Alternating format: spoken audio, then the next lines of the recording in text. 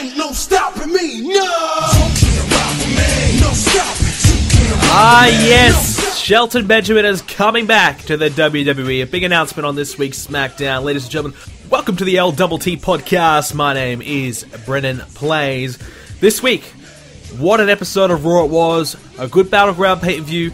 And, well, a show with plenty of potential in SmackDown. This week we're going to talk all about the three shows, and I'm going to give you everything that I liked, didn't like, and what I can see happening, and what changes I would like to see made to the different shows. But I'll tell you what, this is a really good week in WWE. They actually hit a home run with the Monday Night Raw show. Probably the best Raw of the year by far, if not the last few years. I mean, at least the best non-after WrestleMania show, when there's always a hot crowd, and, you know, there's always a big return, or something big happens. This was just, you know, yes, it was the start of, like, a new era, but this is like a Raw, you know, halfway through the year. It didn't have, like, the big crowd, nothing like that, but it still was, it felt like something different. It felt like the start of something new, and it was really, really exciting. But Shelton Benjamin will start off the show with his return being announced. Since we've got the theme song in the background, might as well talk about the guy.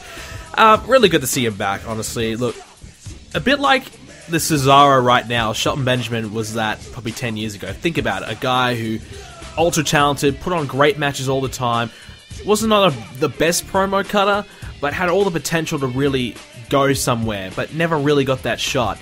I guess Shelton Benjamin is basically the, you know, the Ruthless Aggression era, I should say, their version of a Cesaro right now. So, unfortunately, Cesaro probably could be, you know, hopefully Cesaro changes his course. It doesn't end up like Shelton Benjamin not getting a world title run or anything like that. But, very two similar guys. And I wouldn't mind seeing them square off one day. That'd be interesting. But, Shelton Benjamin being back on the Blue brand, we're going to talk about more of this in detail later. But the Blue brand SmackDown desperately needs some incredible mid-card names. And Shelton Benjamin going into that role is just a perfect fit. He needs to be there, and I think it's a smart decision to get him back. So it's the first, well, if you want to include Rhino, those are the first two guys of free agents that they've signed. Now, the rumor is that some names like MVP, Kurt Hawkins, I've even heard Jinder Mahal being thrown up. A lot of names, Tommy Dreamer, these types of names have been rumored to potentially be coming back. So these are the first two names that we've seen come back. When Shelton Benjamin will be coming on the show, I don't know, probably a couple of weeks, I'd say. So, plenty to look forward to. We didn't get these names in the draft, but it seems as though they're going to be popping up here and there over the next few months. And that, to me, I think creates a lot of excitement as well. We kind of got the NXT guys as a surprise in the draft. Now we get a few different names popping up here and there to kind of, you know, be excited about. So, but Battleground, we'll start it off with Battleground this week. I'm not going to go into too much detail Battleground. It feels like Battleground was an eternity ago. That's the thing about doing the shows on a different day now. It feels like a pay-per-view was a long time ago, and so much has happened since. But, look, Battleground, a pretty good show. Well, what did I say? Maybe 7.5 out of 10. It was a good show. Sami Zayn, Kevin Owens, a fantastic match. Perhaps one of the matches of the year, if not the current match of the year. They were really, really good. It was a match that just kind of, as the longer it went on, just the better it got. It was just really, really a lot of fun, and it lived up to the hype. I think we were all kind of expecting a match of the year quality between those two at the end of the day. I think they didn't have the match that we were looking for, and over time, we were just waiting for that big one match to kind of finish this storyline and kind of move on, and then we got that Battleground. The one last match to end this rivalry, move on, and have one epic, memorable match, and we got that. It was a really, really good match. Without this match, this pay-per-view probably would have been pretty weak. The main event match, the triple threat, it needed to be longer. I felt like it was very rushed. I felt like we didn't get enough of it. I think the pay-per-view was either going overtime, or they, you know, planned to go at least 15 minutes over, because that's how long I believe they went overtime. But it just felt like the pay-per-view was just rushed in the end, and we didn't get enough of the triple threat. I think the triple threat should have been 30 minutes long, and I think it might have only been like 15, 20 minutes long. So we didn't get enough of the triple threat, and that was an issue for me. I think that was the main appeal of the pay-per-view. I don't think we needed to have, you know, 10 minutes of Zack Ryder fighting Rusev or Darren Young and The Miz. And, you know, I'm going to say right now, Darren Young, I mean, look, I gave the guy a chance, you know, coming back in the ring, winning the Battle Royal, blah, blah, blah, blah. gave the guy a shot, but he has been an absolute disaster. That match he had with The Miz sucked. It was dreadful. And did he even get a match on Raw? Maybe he did. I don't even remember now. So, look, he is all but done at this point. I mean, a short little lived push. I don't think he's going to be getting a title anytime soon. Thank goodness, because like I said a few weeks ago, he doesn't need a title. He doesn't deserve a championship yet. You've got to keep building this character. So it's not dead in the water yet, but it's his ring work. He just doesn't have it in the ring. But the main event match, we'll go back to that for a sec. Dean Ambrose winning and retaining the championship. I predicted that last week. That was my prediction. I'm glad it happened because I think Ambrose deserves to keep the championship. And now, obviously, we look what happened on Raw. We have a new championship, new world championship, which I think is exciting as well. I think that had to happen. We'll talk more about it in a moment. But Ambrose pinning Roman Reigns, I guess, showcases that Reigns a little bit in the doghouse. You know, Reigns getting pinned on Raw as well. We'll talk more about that later on. But Reigns obviously suffering a little bit because of the suspension. And I think he needs to. It looks as though maybe even Roman Reigns might not even be on the SummerSlam card. Unless they try and find a way to get him in there, whether it's a number one contenders match or something like that. But potentially Roman Reigns might go from being world champion to suspended to losing and losing and losing to not even on the SummerSlam card. So I guess Roman Reigns just is in the doghouse, but they've got to set an example. You know, look, you can't go away and get suspended. You can't be the top guy of the company. You can't be the champion of the company and get yourself suspended for something, you know, so stupid like Adderall, which I believe is the alleged drug that he took for his suspension. Still a lot of people harping on about the fact that, oh, he's taking steroids, performance-enhancing drugs. You know, I'm not exactly sure what Adderall does, but I know it's not like a performance enhancer, really. So, you know, it's the same thing that Adam Rose took. So I don't think it's really, you know, making him any better. I mean, by the end of the day, like, this is entertainment. So even if he was taking steroids, I mean, who gives a shit, honestly? It's the whole Brock Lesnar thing, you know, him getting suspended. Is this a fair thing? You know, is it fair for him to not gotten suspended, but Roman Reigns got suspended? I think it isn't fair. I think Lesnar probably should have got suspended, but, you know, do I really care that he took steroids? Do I look at Brock Lesnar any differently? No, we all know he's been taking steroids. I mean, look at the fucking size of the guy. Yes, he's a natural athlete. Yes, blah, blah, blah, blah. But we know The Rock's been on steroids. We know John Cena's on steroids. I mean, I don't know how Ryback got away with it. He must have, he just keeps, you know, swapping his piss for someone else's. I don't know how he survived the steroids suspension. But, you know, it doesn't really matter. I mean, yes, we don't want another Chris Benoit situation, but if you're taking performance-enhancing drugs, you know, that's on you. I mean, some people just want to, you know, look better because at the end of the day, looking the part is, you know, half the problem. And a lot of these guys, honestly, I wouldn't mind if some of these guys beefed up because we've got a lot of guys who are very small and look like everyday Joes, just a little bit more jacked up. So you got a guy like Brock Lesnar who looks the part. He sets himself apart from everyone else. I think it's exciting. As a fan, you know, it gravitates me towards Brock Lesnar because I look at this guy and this guy just looks like, you know, a beast out of this world. And it's incredible to watch and incredible to look at. So sometimes I don't really care. I mean, steroids to me isn't really an issue, but I get it. I get why they do it, but I get why they have the suspensions in place. So I don't think it is fair that Lesnar didn't get suspended. I guess that it, you know, apparently the rumor is that if you're not a full-time superstar, you don't have to be tested under the wellness policy, which I guess is a little workaround that they have for a few guys, especially like a Triple H, who's obviously juiced up as well. You know, these are just my...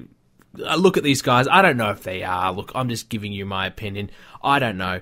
But I look at them and these guys are jacked to the... Like, Triple H is like in his mid-40s and he's still jacked to the gills. So you'd have to wonder, well, how the fuck is he still look like that? So, but yeah, I mean, a lot of these guys are on it, and I guess these part-time guys have a little workaround thing that they can get away with it, I guess. So that's good for them, I suppose. So Lesnar not getting suspended, I don't think it's exactly fair, but I guess he's coming back on Raw next week, so we'll see what kind of reaction he gets. I think he'll probably get booed, honestly. I think Lesnar might get booed. I think the crowd probably will turn on him in a little bit, and he might have to come out there as a heel. He's obviously working Randy at the pay-per-view So maybe they think he might be coming back as a heel. What was he? He was a heel when he left, I believe, or he was a whatever the fuck you interpret him to be kind of character situation. So a bit of a tweener type character, wasn't he? Just badass, does whatever the hell you want. If you want to cheer him, cheer him. If you don't want to boo him, boo him. He might come back at the same kind of deal next week, but that'll be certainly interesting. And obviously Paul Heyman, his contract is a lot of news this week actually. A lot to talk about this week. Paul Heyman's contract apparently has expired and he hasn't reached a new deal yet, so a lot of rumors that, is he going to leave the WWE? I think he probably will be back next week. I can't imagine Lesnar coming out on his own without Paul, because he's going to need someone to talk for him about this whole UFC fight and build Lesnar up and whatever. So he's going to need someone out there with him, and I think Paul Heyman will be there with him next week. I hope he is, otherwise Lesnar will be dead in the water. He needs a big return. He needs something. He just come back from winning the UFC. If I don't even know, yes, he was taking drugs and really probably shouldn't have won that fight. Probably should be taken. The win might be even taken away from him. I don't know. But still, came back, created huge headlines. So we need Paul Heyman there to talk for him. But anyways, the rest of Battleground, like I said, a good show. The Darren Young and Zack Ryder matches really put a bit of a damper on it. Just two matches that people just couldn't get behind. The Becky Lynch and Natalya match was crap as well. But obviously Bayley, her coming out with Sasha Banks to face Charlotte and Dana Brooke was fantastic. That was a really good moment. And a good reaction from the crowd. It was a great way to start the pay-per-view. So there's a few good moments. The two six-man tag matches are okay. I like Cena and Enzo and Cass. I like that interaction, and it's sad to see the club break up as well. But I think there's plenty to look forward to going forward. But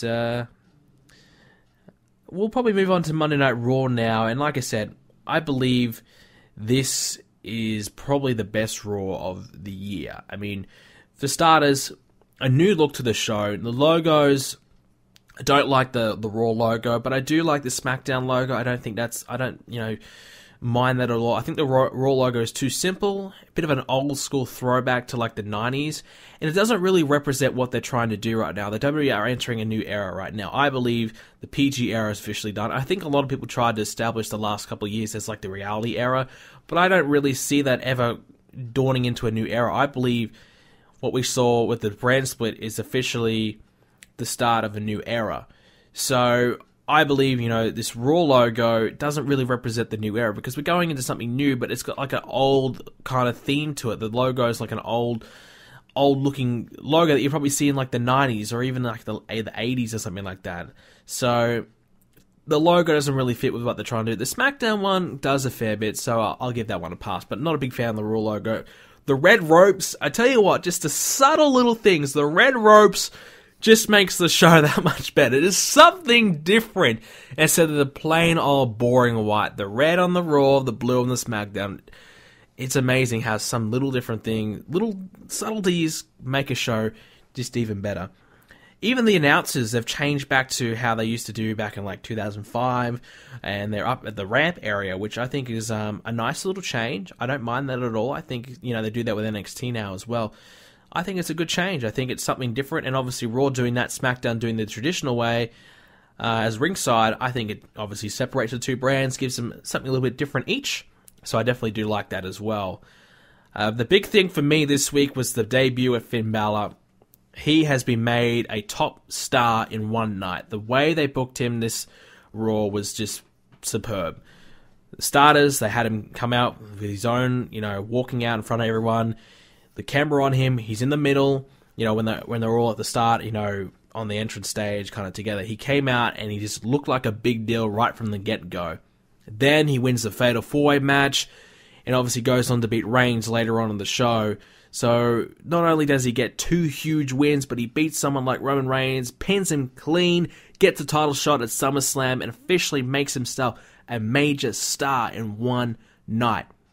Raw, the way they did it was fantastic. And Finn Balor has all the capabilities, all the attributes to be a major, major star. He's truly, phenomenal. He really is someone that the WWE could really use in a huge capacity in the future. Good. I think I've said this before, but he's got a good look, a good gimmick. The demon character as well appeals to the adults, appeals to the kids. he could really be something great. And obviously as a babyface against a Seth Rollins, that matchup really matches up well, I believe. I think that's going to be a really, really good match. Potentially a match of the year candidate if it gets enough time. I think SummerSlam is going to be pretty stacked. I mean, you got the Lesnar and Orton match. You got Styles and Cena most likely. You got Dolph Ziggler and Ambrose now. We'll talk about that later. And Finn Balor and Seth Rollins. It's really looking like to be a good card. So lots of matches to look forward to. So Finn Balor in one night is, basically being a made man. He's now a made man. He's going to be a star for Raw going forward, and that's what they needed to do. They got to make new stars, and this is a great way to go about it. Everyone who watched that show now goes, oh shit, this Finn Balor guy, he's a player. This guy is the real deal. So if you didn't watch NXT and not aware of Finn Balor, if you watched Raw this week, you know that, alright, this guy looks pretty good. This guy's the real deal. So they did a great job in establishing him there. The other big moment on Raw was Sasha Banks winning the Women's Championship. I would have liked to see it happen at a pay-per-view, honestly, but I get why they did it on Raw. They wanted to start off this new era of Raw with a big bang, and I guess the Sasha Banks title change is a great way to go about that. I had the Finn Balor and the Sasha Banks match spoiled for me because I've been watching Raw on delay and SmackDown as well on DVR as of late. So I went on social media and I was trying to avoid it, and I was just, you quickly glance on Twitter or Facebook when like me, I have a habit of just clicking on Twitter and Facebook when I'm on the computer or on my phone or whatever, and I go into it and I'm like, oh shit, that's right, I'm watching Raw, I forget, I should be looking at this, and then I see the spoiler and it's fucked. So yeah, but still didn't take away from the special moment. It was cool. Sasha Banks winning. The crowd loved. The crowd went ballistic for it. It was a emotional moment, and it was really, really cool. Now, I haven't been the biggest fan of Sasha Banks. I think her promos have been pretty lackluster. Her in-ring work's been pretty good.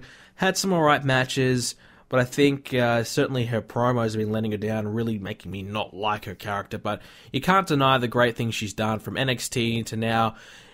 At times on Raw, she's been very good as well. So a lot to like there. It's been a long time in the making. I think we've kind of been waiting and anticipating for her to win the championship. I thought we were going to see it happen at WrestleMania. And if it wasn't going to happen then, obviously the match, the feuding right now, we got the feeling it was going to probably happen at SummerSlam, but to have it happen on Raw was a nice surprise as well. And obviously getting rid of Dana Brooke out of the picture was a nice way to seal the deal and have it as a legitimate win. And it was a good match, very good match. The thing I noticed on Raw this week was, I guess the way they're going to do it, I don't know if this is going to be how they're going to do it full time, but the way they kind of structure their show this week is that the length of the matches have now been extended by a few extra minutes each. Instead of 1 or 2 segment matches, I feel like we're getting, 3 segment matches. We're getting a lot longer matches to kind of substitute the time. They know that, look, we don't have the talent depth that we did. So whilst we have something good going, we have a good match going, let's maximize our minutes on that and let's get the most we can out of that match without dragging it on too much. And I think they did that pretty well this week. The 2 Fatal 4-Way matches were long, but they were good, and they were entertaining, and it didn't feel too long, it felt right.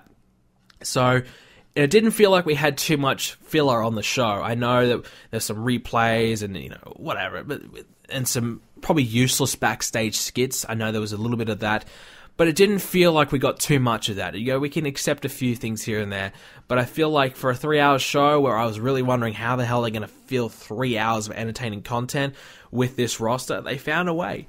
And I guess their solution is, let's have longer matches. Let's have longer and better matches. And I get that this is probably a once-off kind of week. I don't believe next week will be anywhere near as good as this week, but if it's a good start. It's a good start. If this is what they got planned going forward, it's a good start. 2 Fatal 4-Way matches, they had to kind of reuse the same talent to kind of get what they wanted in the show and have the big matches. So they had to, obviously you have 8 guys in a match, 2 matches, you need to use them again. Your 8 top guys, you need to kind of reuse them again later in the show. So that's fair enough. But there was 2 good Fatal 4-Ways followed up by a good main event and a good women's match. Very, very good. We also saw Braun Strowman this week as well. A new look, has like the shave size to his hair, he got the hair up. The new theme song with him screaming Braun before he comes out, I wasn't too fond of that, but the song after it's okay, just a generic metal song.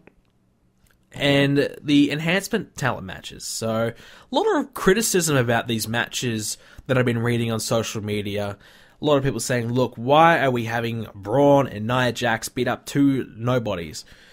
It's simple.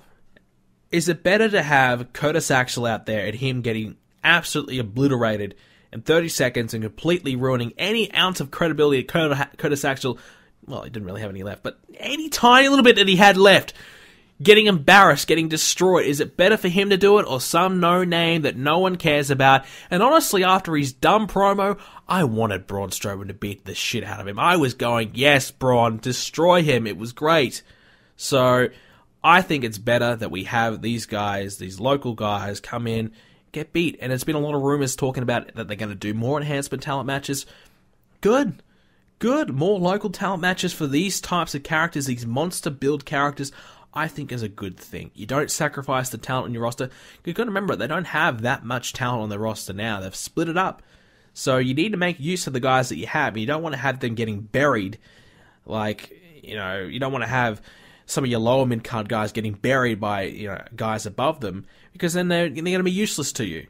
It's better to use guys that you can bring in for a night and have them take the pin, have them get destroyed, and it makes, I think Braun Strowman beating up that little small guy made him look pretty good. He sold it good. I thought it looked good. So for me, I have no issues with it.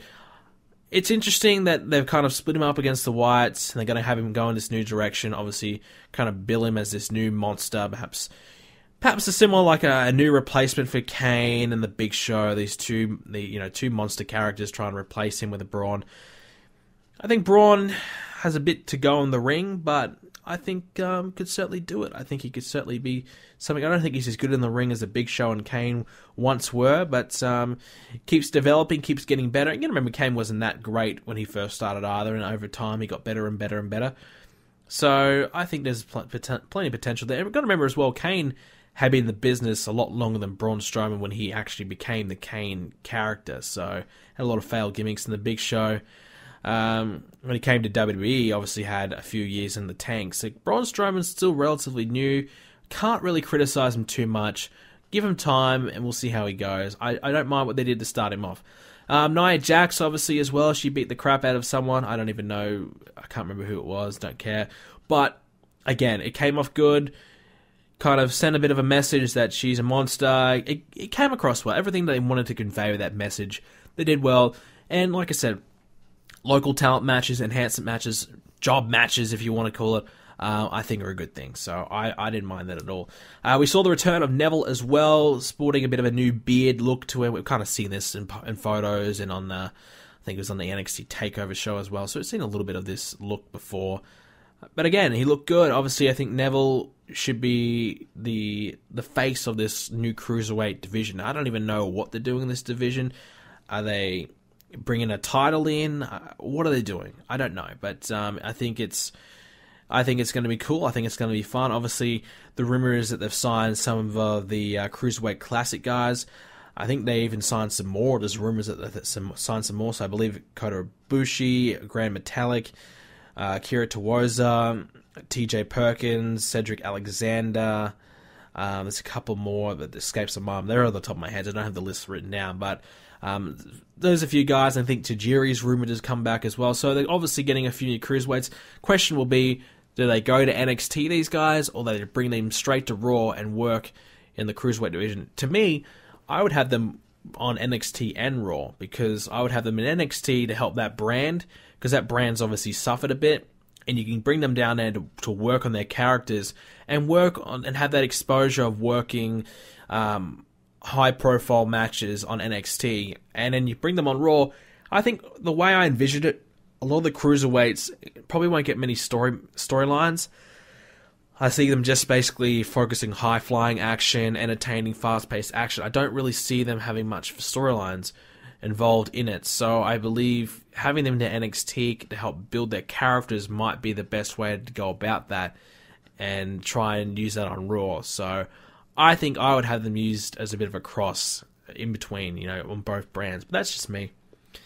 I think I've noticed something this week as well, and I was listening to a podcast, and they kind of pointed out to me, but over the top rope moves, it seems like everyone is doing them. Every match, we're getting an over the top move. Someone is flying over the top of the rope, diving to the outside, doing something. It's getting repetitive. It's getting too much. Everybody is doing it. It doesn't feel special anymore. It's not a big deal. I see it every match. I don't even care. It's not like I don't get hyped for it. Don't get excited for it.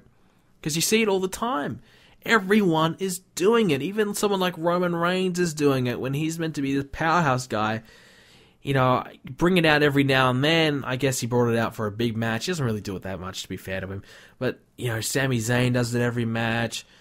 Ambrose always dives through the ropes. The Usos always jumping over. Everyone is doing it. Enzo's doing it. And a lot of people are botching it. There's been a lot of botches. Big E at Battleground, Jesus, I thought he broke his neck. I was fearing for the guy. Sasha Banks, Jesus, I thought she done something horrible too. There's gonna be an injury. There's gonna be a serious injury coming. Everyone is doing it. Let's just leave it to some few guys, you know, some high-flying guys that need that type of moveset. Let's leave it to them. Everyone else doesn't need to do it. Let's chill out with it, I think. I think it's getting just ridiculous. And it's getting redundant. We're seeing it and we're just not feeling, you know, the excitement behind it. It's not a big deal anymore. So let's move beyond that. Let's focus on something different. Let's try and find a different way to pop the crowd because this is just getting ridiculous. And Curtis Axel, new nickname for him, Mr. Irrelevant. You want to kind of bury a guy even more, Mr. Irrelevant. That nickname will do it for you. I don't know where they're going with this. I don't think it's a good idea to call anyone Mr. Irrelevant. I don't think it was a good idea to call anyone the social outcast. You know, basically saying these guys are losers. This guy's a loser. He's irrelevant. Who cares about him? Well, I don't care about him. You've just given him a nickname, Mr. Irrelevant. Why the shit would I care about him? Because I don't. You've just given me a reason not to. So it's not a good decision. Doesn't look good, doesn't sound good, doesn't do anything for him. Unless they make this a goofball comedy gimmick, which I'm guessing that's where they're going to go with it. That's the only way they could potentially get anything out of it. Because otherwise, you're just burying the guy. Let's be honest, you're just not doing the guy any favors whatsoever. If you're going to just do that, just get rid of him, honestly. If you're going to just waste your time and, you know, ruin this guy, make him into an absolute joke, just get rid of him, honestly. But, yeah, I was just going to mention as well the new Universal Championship. I kind of forgot about that, but the new Universal Championship to be defended at SummerSlam between Finn Balor and Seth Rollins. Obviously, now Finn Balor winning the main event, which was fantastic, by the way. I think this is an interesting name. I think it's a name that's going to grow on me. I feel like I haven't heard of the Universal. Obviously, the Universal title was in the 80s, so it's been a while since I kind of heard, or, you know, the Universal Championship. I get why they did it. Obviously, when they explain it on Raw, you know, they call their fans the WWE Universe, kind of intertwining those two elements. So, you know, I don't really mind that much. It'll grow on me. I got to get used to it. So I don't really have any problems with the Universal Championship. Who's going to be the new champion? Obviously, it's going to have its own lineage. So a lot of people are also saying as well, bring back the WCW big gold belt. I'm glad they didn't do that because that belt has just been ruined. I mean, it's got a stain to it that's never going to be removed. WCW closed down 15 years ago. Let's move on from that. This is meant to be a new era. By them going back and, you know, bringing a belt that's been dead for a couple of years now, bringing that from the grave and bringing that back would just solve nothing. That would be 3 steps backwards. So for anyone saying that, sorry, but that's just ridiculous. I'm glad they went with the Universal Championship. A weird name, we'll get used to it, and a new lineage for the title. Exciting times. But that's Raw. That is Raw. And the reason why we've kind of moved the shows to Thursdays is so we can talk about SmackDown as well. I gotta say, Raw was great, and Raw wins the battle this week. Now, we're gonna I think we might compare over the weeks. Which brand does better? Well, maybe we'll even keep a counter going forward, because I want to see which brand is doing better every week. This week, SmackDown. Now, SmackDown, right from the get-go, it was apparent, it was clear that they lack star power. But this show has plenty of potential. Now, whilst Raw was clearly better, let's talk about these elements. Raw has a lot of the established talent. You got Seth Rollins, you got Kevin Owens, you got Sami Zayn, you got Chris Jericho, even Finn Balor now is, Finn Balor, alright, we'll put Finn Balor out of the equation. You got Roman Reigns, a lot of guys that they've spent a lot of time with building up and building up and building up. Whereas on SmackDown, a returning Randy Orton, a Bray Wyatt who hasn't been back for long, who's now lost his Wyatt family, by the way. AJ Styles has spent some time building up. Dean Ambrose, obviously their established guy. John Cena, who has been in and out for a while now, but obviously he's John Cena, so fair enough. Dolph Ziggler, who's been nothing for a long, long time. Baron Corbin, they've been building and building and building and building, but in the mid-card, so he hasn't quite reached his peak yet. Apollo Crews has been 50-50 booking. I think his win-loss ratio recently has been like about 55%.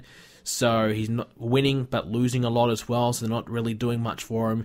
Not featured on Raw and SmackDown some weeks as well, so he's been up and down. So there's a lot of names there that need some work. So whilst Raw was better, I think you give SmackDown 3 months and this will be a good show. It just needs time. So whilst a lot of people are saying, SmackDown shit, I'm never going to watch it. This is a show you got to give time. You got to just be ready to go, okay, it's not great now, but in 3 months' time, when we have Apollo Crews established, when Dolph Ziggler, obviously, it seems as though this is the case, turns his career around. We've established AJ Styles again as a top name. We've got Bray Wyatt doing well. Baron Corbin, we've moved him up a bit. We've got the American Alpha on fire. We've got a few different acts doing well. We've established some of the new names. We've brought back some old guys. Once they establish these names, they kind of help build them. This show will be good. I believe so. I know I'm a SmackDown guy. I've been saying it since the brand split announced. I'm going to be a SmackDown guy, so I'm a little biased. Yes, but I see potential in the show. We just have to give it some time. But Blue Ropes, the new announcers, no ramp on the stage, so little bit of a different look. Not a big look from both shows, honestly. Not a big change. And I wasn't expecting a big change, but sometimes you look at it and go, has anything changed? Have they changed anything? But it seems as though they've got the no ramp for SmackDown. I think I didn't even really notice too much, honestly, but I think it's, not bad. Nice little change.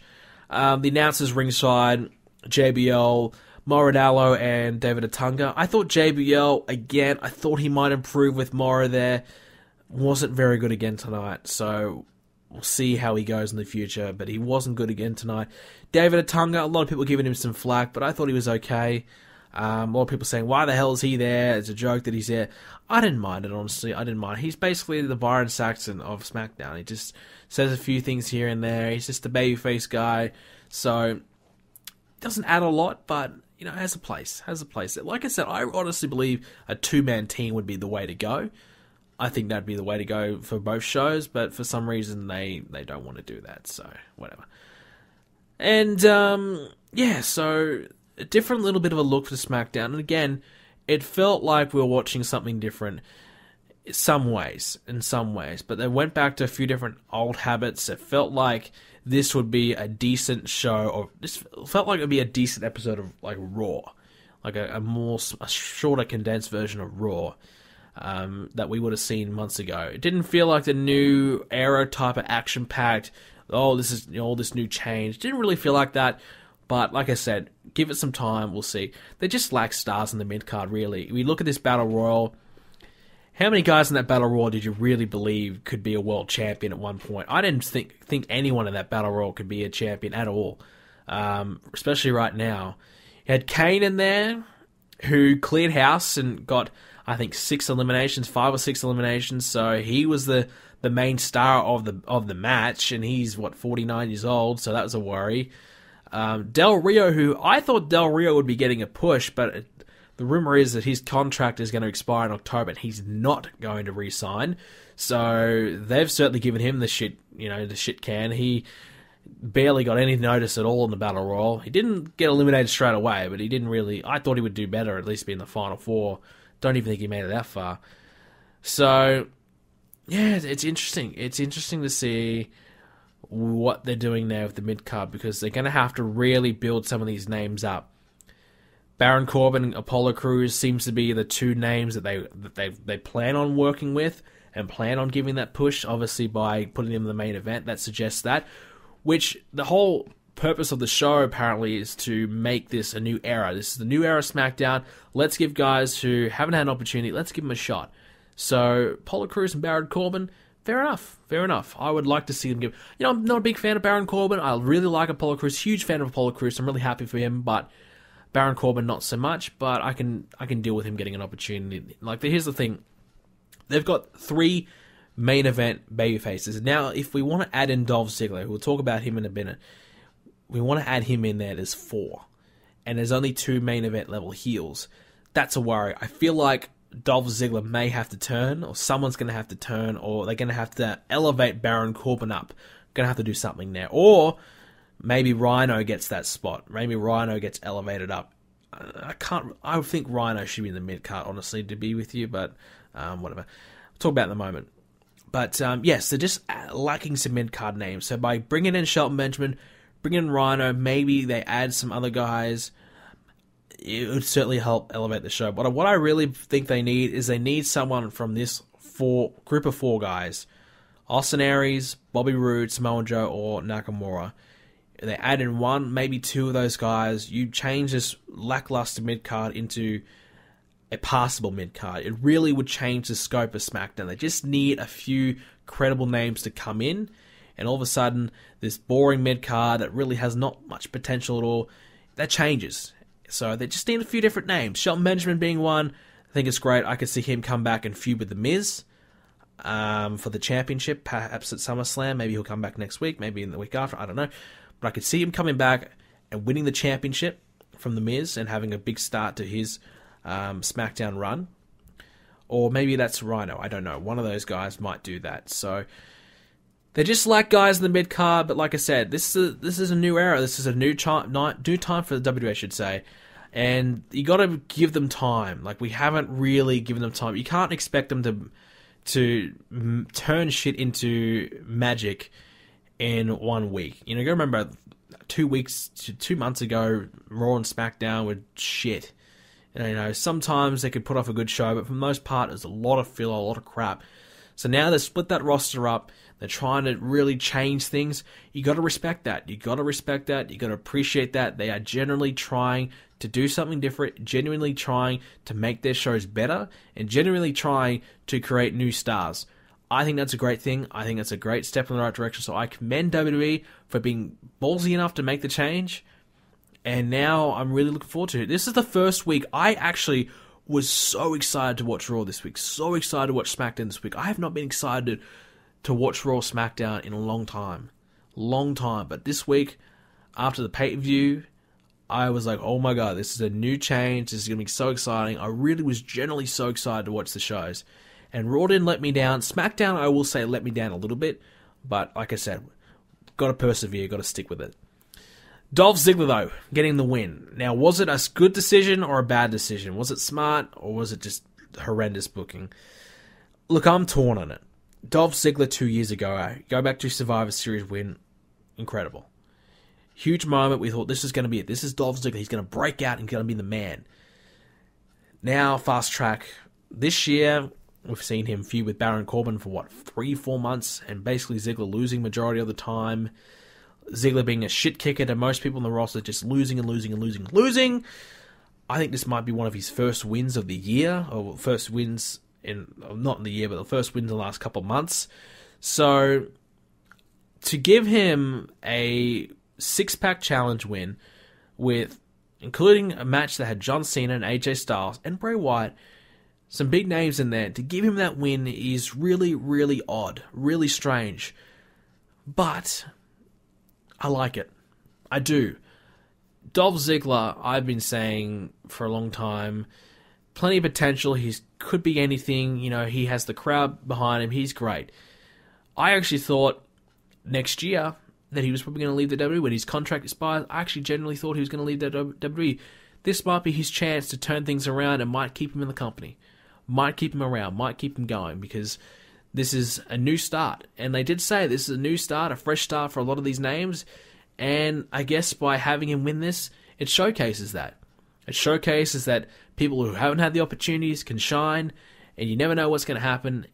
For storyline purposes and the way they're kind of presenting SmackDown, this win certainly makes a lot of sense. But his booking over the last, 6 months, we'll say, has been really horrendous and has not led to the opportunity to win a world championship. Do I see him winning the world title sometime? I wouldn't rule it out, honestly. I think Ambrose has a great, probably 85% chance of winning. But if there is a heel turn from Ziggler, and I think Ziggler could do with a heel turn. There's a lot of rumors, well, not rumors, but Kevin Nash has lobbied to be his bodyguard. I think that would be cool. Kevin Nash come back, him being his bodyguard. Dolph Ziggler's basically been a Shawn Michaels ripoff for the last year anyway, so I could see that happening anyways. But Dolph Ziggler, if he turns heel, I think that could be the fresh start for him because, plus, like we just said we need another heel. We've got 3 major bay faces. We need one more heel to make it 3 and 3. So there's room for one extra heel. Dolph Ziggler could be that guy. Now, I think a lot of people want to cheer Ziggler, but I think a lot of people have given up on Ziggler. So you could quite easily do a storyline where I've been fighting and fighting and fighting. You guys stop supporting me. You guys stop caring about me. You guys moved on to other people. You guys betrayed me. You turned your back on me. Where was your support when I needed it the most? When I was down, you guys stopped supporting me. When I needed you guys the most, you weren't there for me. Easily turn that into a heel and easily go with that. And I think that would be a great freshener up for Dolph Ziggler because he's been stale for a couple of years now. The babyface thing is worn off. I think people don't care that much. He's got to change. He's got to do something different. This is a perfect time to do it. Perfect time to do it. I'm very surprised that it wasn't Bray Wyatt who got the win. My pick to win that match was Bray Wyatt. I knew Cena and AJ Styles were going to feud with each other. I didn't like that Styles took the pin. I would have had Baron Corbin or Apollo Crews take the pin. Didn't like Styles had to take the pin, though. I didn't like that at all. But I knew Styles and Cena were going to have to feud. So I knew one of those two wasn't going to win. And I thought Ambrose, he's a babyface. He has to, have a match against a heel. So I'm guessing Bray Wyatt was the only logical choice. I'm not going to put Baron Corbin in that position yet. He's nowhere near there. So I didn't even think for a second that Dolph Ziggler could win. I thought Apollo Crews had a better chance than Dolph Ziggler. So I was very, very shocked. Very, very shocked. And I honestly, when I was watching it, I was just thinking to myself, what the fuck? What? Am I seeing this right? But yes, he won. So it's a risk, but here's the thing. Like we said a moment ago, SummerSlam's looking pretty stacked. 3 big matches outside of this World Championship match. They can go with it. They can afford to do it. I think they can afford to do it. It's not going to hurt them. Not going to hurt their buy rate. Not going to hurt anything like that. If anything, I think they'll put on a great match. I think this would be a good match. Give it 20 minutes. Could be a very good match. I'm excited for it. I'm excited for potentially something different. We've seen Bray Wyatt and Ambrose for quite a lot. So Dolph Ziggler, even though he's been around for a long time, still, it'd be exciting to see him get that shot. I think he's someone who deserves that opportunity. He's gotten himself over in the past. He's done great before. Things have gone well for him, but it's just been taken away from him when he was just getting going. So it feels right to give him this chance. So I'm going to give Dolph Ziggler a clean slate. Forget about the last 3-4 months when he's losing to Baron Corbin every week. Let's try and give Ziggler a clean slate. I think a heel turn or at least a gimmick, a change to the gimmick, a tweak in the gimmick needs to happen. He needs to do something different because he's just been very, very stale. But this could be the start of something great for Dolph Ziggler. Zack Ryder. I've got to mention this quickly. Zack Ryder, what a horrible night this guy had. Botch after botch after botch. Oh boy. Oh boy. Yeah, a rough night. A rough night for Zack. And that's no pun intended. I know he's, Rough Rider? Yeah, we'll call that. It was a Rough Rider. I didn't mention this last week, but I actually had a chance to check out the Kalisto promo. You haven't seen it. I'm pretty sure all of you have seen it by now. But by the way, that was probably the worst promo I've ever heard in my life. Or at least, I've heard some bad ones, but that's probably one of the worst. That's pretty brutal. Yeah, really bad. The Cesaro promo last week as well, very controversial, but very true. And it seems as though that's a new character tweak they're going to do with him. is that he's going to be like the disgruntled babyface who's just going to try and demand what he wants and maybe even complain until he gets what he wants, I guess. So feels like what he's trying to do there is a bit more of a heel type of thing, but we'll see how it goes. And Heath Slater getting destroyed by Rhino. I thought it was interesting they kind of going with the whole free agent storyline. I was wondering what they're going to do with that. I thought they would do something with that on Raw, but I thought that worked out pretty good. Heath Slater got a pretty annoying voice, but it was okay, and Rhino spearing him was cool. So, like I said, SmackDown, not bad. It wasn't great. Didn't hit a home run like Raw did, but it wasn't bad. Potential is there. Let's give it some time, guys. Please, just give it a couple months at least. Give it at least 1 month. Quick thing as well, Backlash coming up. So they announced that Backlash will be the first SmackDown pay-per-view, I believe it was.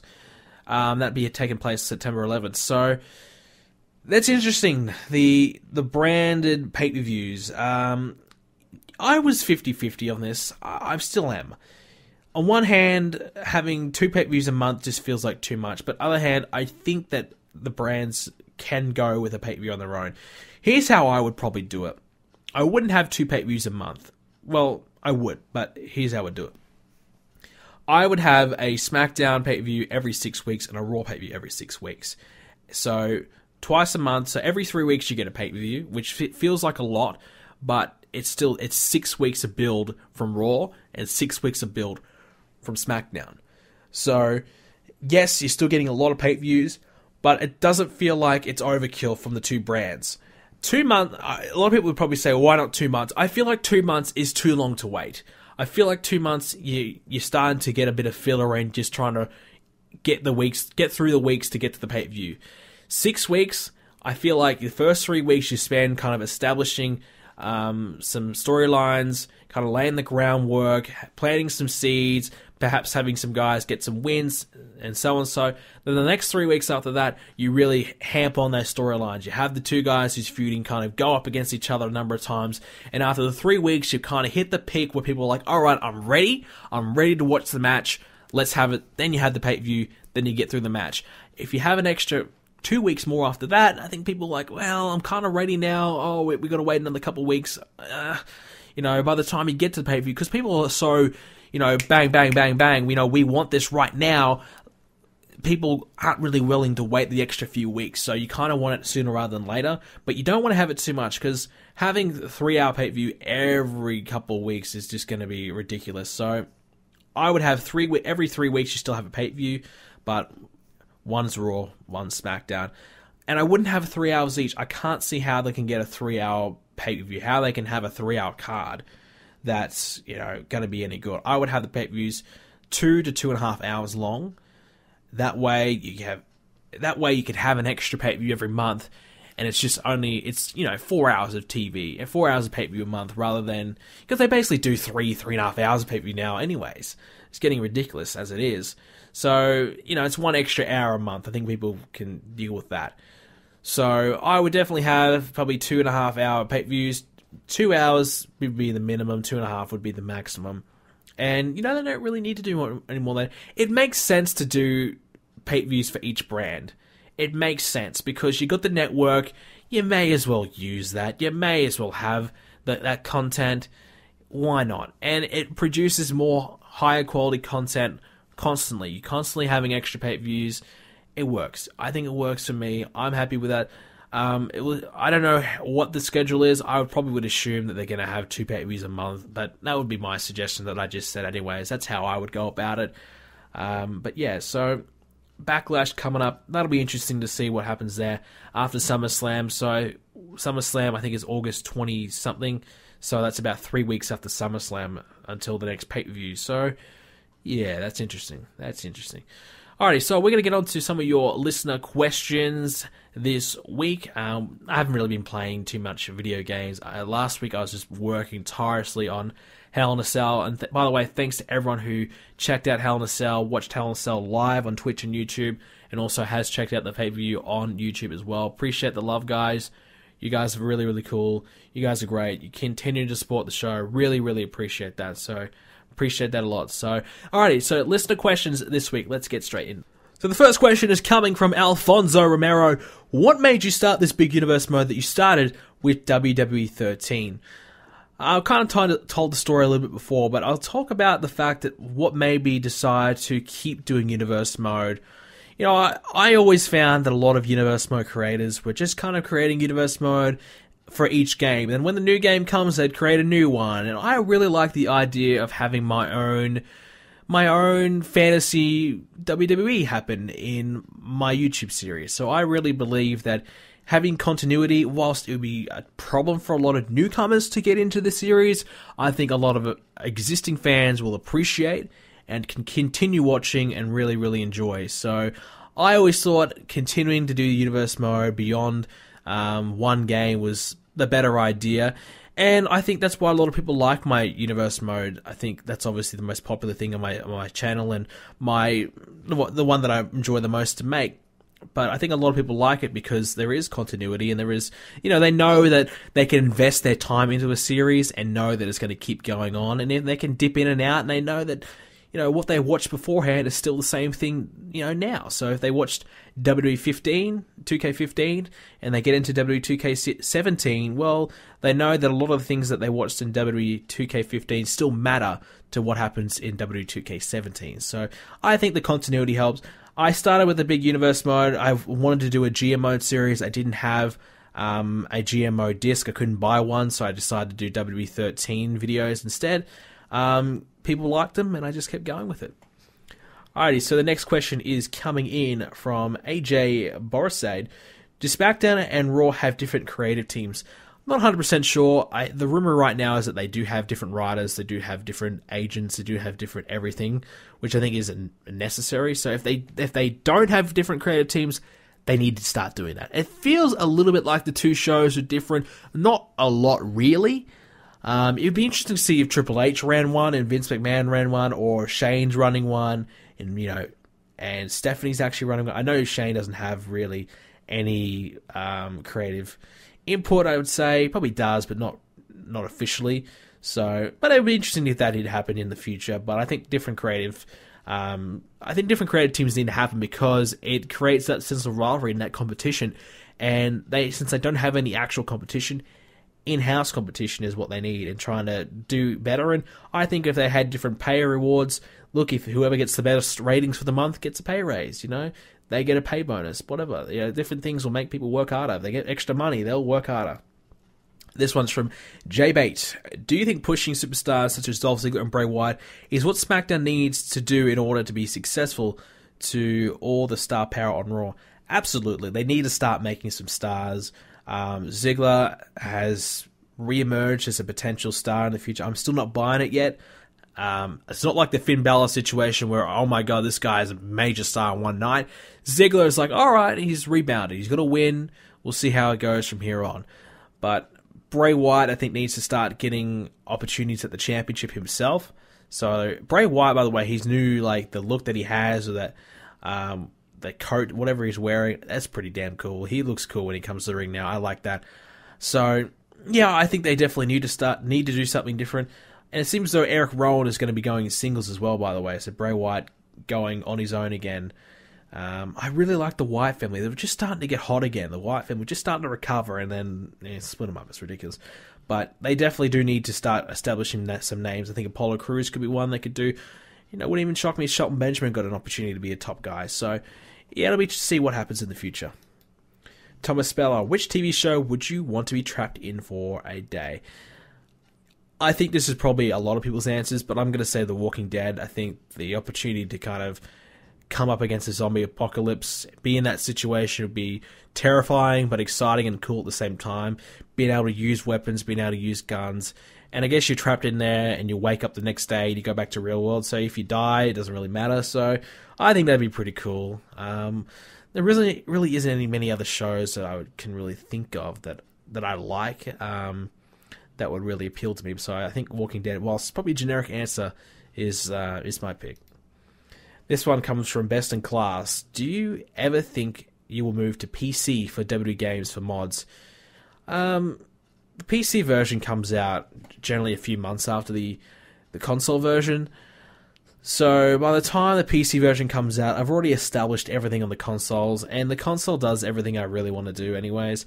Mods, look, I'm not that familiar with mods. I don't really mod my games. I don't do any of that, so it doesn't really appeal to me unless there's mods that really change the game, such as there's mods to get, cutscenes and things like that whenever you want. There could be, I don't even know.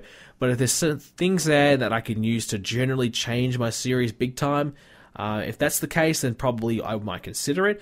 But I don't think there is. So until that happens, there needs to be some real game changes for me to consider it. Because I'm a console guy. I like my PlayStation. This one's from Bad Attitude Bullet. He has a few questions here. This says, after Sasha Banks won the championship, I have 3 questions. Do you think it was the right moment, or do you think they should have waited for SummerSlam? I probably would have waited to SummerSlam, quite honestly, but I get why they did it, as I said earlier in the show, to try and start the new Raw off with a bang. His next question is, do you see Bayley facing Sasha at SummerSlam for the title? No, I don't. And I think it'll be a rematch with Charlotte. I don't think Bayley will be on the main roster until after SummerSlam, if not longer than that. And finally, how long do you think it'll be before Sasha Banks turns heel? He reckons it'll be 2 months, or at least after a SummerSlam. Probably 6 to a year. I don't think she's gonna turn anytime soon. I can't see any reason to turn her heel anytime soon, unless they are gonna go with a Bayley feud. But even then, they'd have to establish that friendship on TV a little longer. And I don't think people really want to boo her. They don't want to boo her at the moment. Charlotte's doing great as a heel. Let her be the top heel. Let Sasha be the top face. This one's from Roy the Boy. Would you have preferred an Elimination Chamber or an Armageddon Hell in a Cell match as SmackDown's main event over Dolph Ziggler versus Dean Ambrose? No, I think a one-on-one match could be okay. I think they have probably too many big one-on-one matches. They probably could have done a multi-man match, but at the end of the day, they haven't established enough big names. We saw in the six-pack challenge that you had Apollo Crews, you had Dolph Ziggler, and Baron Corbin. 3 out of the 6 guys haven't really been established that well as main event players, if at all. Bray Wyatt's barely been established there either, so probably only 2 out of the 6 were really major stars, major players in the WWE.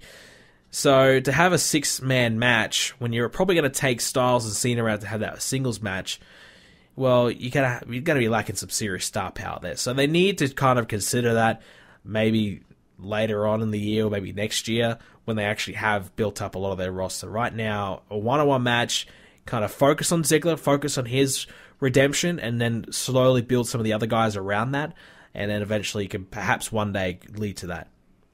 This one's from Best in Class. Did Hell in a Cell live up to your expectations? I thought it was pretty good. I think a lot of people enjoyed it. A lot of people obviously pretty pissed off about the Daniel Bryan thing, but I knew that was going to happen. After the show, I kind of realized I made a few mistakes. I was a little frustrated that I actually forgot to put the pre-show highlights in the main show. I was meant to do that. And I wanted just to cut the matches up. There was like match, just constantly matches. I wanted to cut that up in between. I didn't really do a good job of doing that. So I made a few mistakes, but I thought it was a pretty good show overall. It seems as though the reaction from you guys has been pretty positive, so I'm pretty happy. This one's from Thomas Speller. With the brand split coming back with old school pay-per-views, which one would you like to see return and why? Or which old school pay-per-view would you like to see return and why? So we've got Backlash coming back. I like Backlash. I like to see Armageddon, probably Judgment Day, No Mercy. I was a big fan of like the lineup from like 2006, 2005, or that time. I would also like to see like a Cyber Sunday come back. With the WWE app and the new wave of technology, I think that would be pretty cool to have that implemented. I think Taboo Tuesday was like years ahead of its time. I think right now would be the perfect time to have that kind of thing happen. So I would certainly like to see that take place. I think that would be cool. And kind of that would also give a bit of a gauge on, like, for example, you get to pick Dean Ambrose's opponent for Cyber Sunday for the championship. You have 3 options. You also get a bit of a gauge to see what the fans like, who they like, and I think that's a good bit of data that the WWE could really utilize. So I think Cyber Sunday would be cool. That's probably all I can really think of. Maybe No Way Out. Yeah, maybe. That kind of ruined that pay-per-view a little bit towards the end. But King of the Ring, yeah, they kind of killed King of the Ring, didn't they? So maybe let's not bury it anymore. But Vengeance, I liked Vengeance. So yeah, a lot of those old names for the Ruthless Aggression era. Maybe Bad Blood. From Roy the Boy, would you have saved Finn Balor and Seth Rollins versus... Let's try that again. Would you have saved Finn Balor versus Seth Rollins for WrestleMania and have Finn Balor rise to the top slowly? No. Finn Balor, he's hot now. The crowd love him. The crowd want to see more of him. Strike while it's hot. Don't wait. Otherwise, you'll wait too long and it won't have the same effect. So do it now. Sandman, with what just happened on Raw, do you feel as though they might have been pushing Finn Balor a bit too much? No, not at all. They've established the guy in one night. They've made a guy come from NXT and made a guy go from a nobody in their eyes to a lot of people in their eyes to a major star in one night. It was perfect. Brilliant. Absolutely brilliant. And now they have a new main event star. It's fantastic. From Best in Class, do you think you would ever become kind of a Let's Play player or mix it in with your Universe Mo videos? So he wants to know, will I ever be more of a Let's Play type of YouTuber? You know, that's what my initial vision for that channel was when I first started it up again, Brendan Plays. I wanted to play different games, play that, and have kind of Universe Mode as a staple series behind that. It didn't really turn out to be that way, but when the new games come out, Battlefield 1, Call of Duty Remastered 4, I really want to play those. I would like to play more games. It just isn't games that really appeal to me. Like, I liked playing the NBA series. The UFC was pretty decent. I play a lot of games. Like, all the new games that come out, I play them. But I just feel like there's nothing that I can add to as a series. There's no value I can bring to my channel as a series. So those are the times where I would be just stream it and you guys can just watch me play it. But I don't feel like there's any value in me doing it. You know, I tried doing the Vision and it, you know, people will enjoy it. The people who actually watched it did enjoy it, but there wasn't many people who watched it. So I've tried to do a few different things. You know, I have to persevere. I have to stick with it, but it's something I'm thinking about in the future. Certainly, Battlefield 1 is something I really, really want to cover on my channel this year. I really am looking forward to that game. From Roy the Boy, do you think that the post-match interview with Roman Reigns, do you think that was a great opportunity to turn him heel? Can I first of all say I didn't like the post-match interviews that happened on SmackDown and Raw. I think they happened too much, and I just don't think it works very good, honestly. Straight off the match, let's talk to them. No, let's not. I don't like that. I didn't like that. Yes, it was a great time to turn him heel. He could have easily just kind of cracked the shits and turned heel, but then you would have to turn it into like a Finn Balor and Roman Reigns feud, and Finn Balor's kind of going after the title, so they probably want to have the attention with Finn Balor and Seth Rollins, and they probably don't want to give Roman Reigns that satisfaction, and they don't want to give Reigns that big moment whilst they're not happy with him. So I think it was more a way to kind of stick it back into Roman Reigns' face, have him take place in this goofy interview, and have him say, yeah, well done to Finn Balor, he got the better of me, yeah, really happy for the guy. So they had to kind of shove that back into Roman Reigns' face. So I think it was more of an extra way to punish the guy than a chance to turn heel. All right, final question today comes from James Lloyd. It's a pretty easy one. What do you think will be the main event of SummerSlam? I think it's going to be Brock Lesnar and Randy Orton. I don't think the titles will main event at SummerSlam. I think Lesnar and Orton might be a bigger match than both the title matches. I really believe so. Wouldn't surprise me if one of the title matches starts the show off, probably Ziggler and Ambrose. I wouldn't surprise me if that's an opener. And Rollins and Balor is in the third hour, and the Lesnar and Orton matches in the fourth hour. So, yeah, I think SummerSlam, like I said, it's going to be a big show. They need to really make it a big show. It's going to be 4 hours long. It's going to be a big one. Alrighty, guys, that will do it for this week's edition of the Let's Talk Tuesday. Oh, Let's Talk Thursdays. No, we're going to call it like LTT, like whatever name I want to call it. Like, I don't think I'll rebrand it to Let's Talk Tuesdays or Let's Talk Thursdays, I should say. I keep talking Tuesdays. I'll just probably call it LTT. You guys know what it means, but you know, I was going to think about changing the podcast name completely to like a different, like not a specific day. I was going to call it the Let's Talk podcast, but then I Googled it and someone else already had that, so I was like, fuck, I'll just call it the LTT. Let's Talk Thursdays is basically what it's going to be.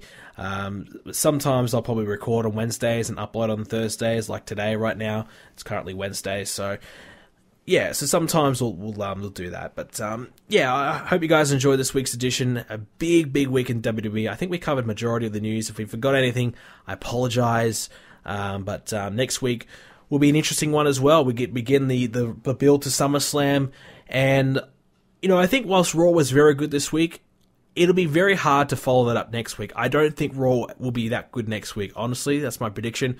I think they don't have the number one contenders matches. They don't have the title change. They don't have the returns to really help the show, be more exciting. So it's going to be tough. Going to be very tough to bounce back next week. So look out for next week. We might be a little bit more negative than we were this week. So we'll see how they react. So that'll be interesting as well. Hope you guys enjoyed the recent Hell in a Cell pay-per-view. Thanks to all our Patreon supporters. I'll be giving you guys a shout out next week. If you want to support the Patreon page, you can do so in the description down below. It's the link. Follow me on Twitter at Brendan Plays. Give us a like on Facebook as well, Brendan Plays Official. Check out the website, brendanplays.com. Leave a question for next week.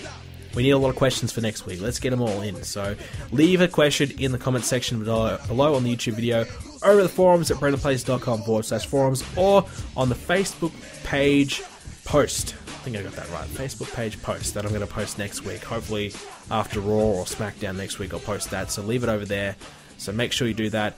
Hope you guys have a great week, and I will see you all next Thursday.